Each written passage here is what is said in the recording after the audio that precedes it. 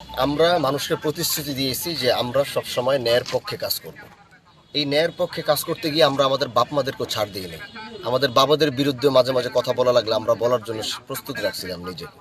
তো সেই জন্য এই ডিসি তারপরে এসপি এদেরকে তো আমরা এই ন্যায়ের পক্ষে বা ন্যায়ের সময় কথা বলার সময় এগুলো আমরা ওইভাবে চিন্তা করি না। আমার কথা হচ্ছে আমার শিবচরের আজকে 2টা বছর যাবত এই প্রকল্প বন্ধ, ওইখানে বন্ধ, সে টাকা পায়, সব শুনলাম যে এগুলো ডিসি অফিসে টাকাগুলো রাখা, কিন্তু তারা দিচ্ছে না।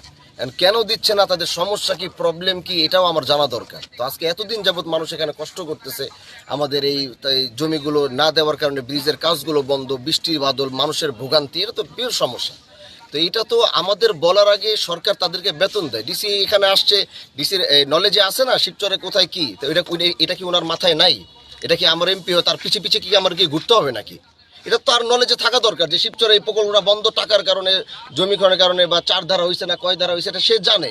কারে ডাইকে শিবচরে বলবে যে অফিসারদেরকে বলবে তোমার ওই টিম নিয়ে আসো, আমরা টাকার ব্যবস্থা করি, আসুন।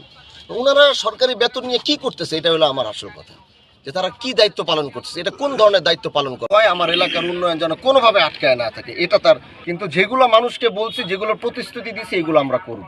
এজন্য আমাদের ইনসাফের আওয়াজও চলতে থাকবে, ন্যায়ের পক্ষেরও কাজ চলতে থাকবে, উন্নয়নের কোনো বাধাগ্রস্ত হবে না। উন্নয়নের জন্য যা করতে হবে আমরা তা করব, এটা আমরা চালিয়ে যাচ্ছি, এটা আমাদের চলবে ইনশাআল্লাহ।